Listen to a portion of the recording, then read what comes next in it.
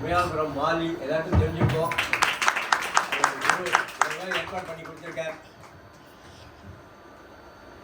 பிரகாஷ் பாடசாலை பிரகாஷ்னே பேரு. மயிலாப்பூரை விட்டு நான் இங்கே வந்தபோது எல்லாரும் கேட்டார், மயிலாப்பூரை விட்டு இப்படி போகிறேன் ஒரு வித்வான் அப்படின்னு. நான் சொன்னேன், அந்த பக்கம் வேணுபுரீஸ்வரர் இருக்க, எங்கள் காட்டுக்கு பின்னாடி பிரகாஷ் பாடசாலை இருக்கு, இந்த பக்கம் அருள் கூடம் இருக்கு, எல்லாம் இருக்கு மயிலாப்பூர் மாதிரி அப்படின்னு. இங்கே எவ்வளவோ கச்சேரிகள், நாம சங்கீர்த்தனம், இன்னும் வேற என்னென்னவோ ஏதாவது ஏற்பாடு பண்ணிகிட்டே இருக்கார் பிரகாஷ். எல்லாரையும் எங்கேஜாக வச்சிருக்காரு. பெரிய ஒரு வரப்பிரசாதம் பிரகாஷ் நமக்கு. அதுக்கு ஒரு பெரிய கிளாப்ஸ் கொடுக்கணும்.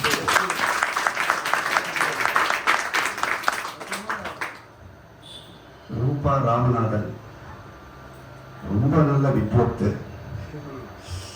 சங்கீதத்தில் நிறவல்ங்கிறது ரொம்ப இம்பார்ட்டன்ட்டு.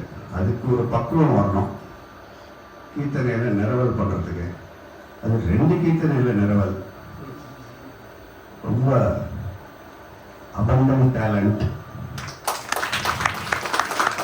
இன்னைக்கு இந்த கீர்த்தனை எல்லாமே சிதம்பரத்துக்கே அழிச்சுன்னு போயிட்டா. வருங்கலாமோ ஐயால பே ஏரியா அமெரிக்காவில், அங்கே மயிலாப்பூர் மாம்பழம் மாதிரி சவுத் இண்டியன்ஸ் நிறையா. அதில் சிங்கர்ஸ், இன்ஸ்ட்ருமெண்டலிஸ்ட் நிறைய டேலண்ட். பே ஏரியா ஒன்று, நியூ ஜெர்சி ஒன்று. இதில் ரொம்பவே சந்தோஷமாக இருக்குது. இந்த சங்கீதம் அமெரிக்காவில் இப்படி நல்லா வளர்ந்துருக்கிறது. ரொம்ப இந்த இடத்துல வந்து பாடுறது ரொம்ப பெரிய சிரேயஸ். ரொம்ப நல்லா சுடி சேர்ந்து ரொம்ப நல்லா இருந்தது.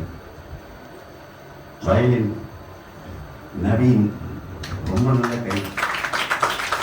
பாவலையும் சரி, ராக ஆலாமணிக்கும் சரி ரொம்ப நல்லா. இன்னொரு 2-3 வருஷத்தில் எதிர்பார்க்கலாம் ரொம்ப ப்ராமினன்ட் வயலினிஸ்டாக வரதுக்கு. என் சிஷ்யம் வந்து ரொம்ப நல்லா வாசிச்சான்னு நானே சொல்லக்கூடாது.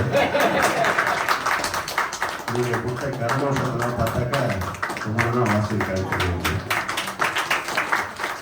இந்த பேர்த்தெல்லாம் வந்து கச்சேரி கேட்டதுக்கு மிக்க நன்றி. என்னென்ன முதல்ல பெரியவா இடத்துல இந்த மாதிரி ஒரு சங்கீதம்னு ஒன்று ஆரம்பிச்சவர் இவர் தான். நெய்வேலி சந்தான கோபால் வச்சுருக்கோம். அப்போலேருந்து ஆரம்பம் ஒரு ஈவெண்ட்டாக நடந்துகிட்டே இருக்கு. இன்றைக்கி நெய்வேலி சந்தான கோபாலோட சிஷ்யே வந்திருக்கார். அடுத்த மாதத்துக்கு அவரே வர்றார். அதனால் நம்ம மாத்திரம் அப்படி தான் ஆச்சு. நம்ம மாத்திரம் வந்து நம்ம ஒரு ஈவெண்ட் நடக்கிறதையும் பார்த்தாலும் எப்படி நடக்கிறதுன்னு தெரியாது. ஏதாவது ஒரு லிங்கில் எப்படியாவது இருக்கும். இன்னைக்கு வேறு யாராவது வந்து பாடிட்டு எங்கள் குரு வேறுன்னு சொல்லக்கூடாதும் இல்லை. அவருடையது முதல்ல எடுத்த உடனே அவருக்கு குருலட்சணை மாதிரி அவர் ஏது பண்ணின அந்த பர்வத்தை பாடி அவருக்கு பெருமையை சேர்த்துருக்கார். So let us all pray. இந்த சங்கீதம்ங்கிறது வந்து அதுதான் உயிர் நாடி. எத்தனையோ பேருக்கு வந்து நிம்மதியை கொடுக்கக்கூடிய ஒரு வாசகமாக இருக்கக்கூடியது இந்த சங்கீதம். அதில் தெளிச்சிருக்கா. irrespective of where she is, அவளுக்கு இந்த பிடிப்பினையை உண்டாக்கின அப்பா அம்மாக்களுக்கு தேங்க்ஸ் சொல்லணும். எத்தனையோ எதுனா குழந்தைகளை வளர்க்கலாம். இருந்தாலும் நம்ம பாரம்பரியத்தை விடக்கூடாது. நம்ம பாரம்பரியத்தை தேடி வெளியிலேருந்து வரும்போது இங்கேருந்து வெளியில் போய் நம்ம பாரம்பரியத்தை விட்டா அது ரொம்ப கேவலமாக இருக்கும். ஆனால் அது இல்லாமல் அதே முறையை வர வச்சு சங்கீதங்கிறது வந்து சாஸ்திரியமாக பண்ணி இந்த மாதிரி இருக்கிற வித்வான்கள்லாம் எவ்வளோ அனுபவிச்சிருப்பா. பாடும்போது அவள் அனுபவிக்கிறாள் இல்லை, நமக்குலாம் ஒரு நிம்மதி கிடைக்கிறது இல்லையா. இந்த 1.5 மணி நேரம் பாடியிருக்காங்கன்னா we have been just captivated. So I should thank you all. Okay, thank you.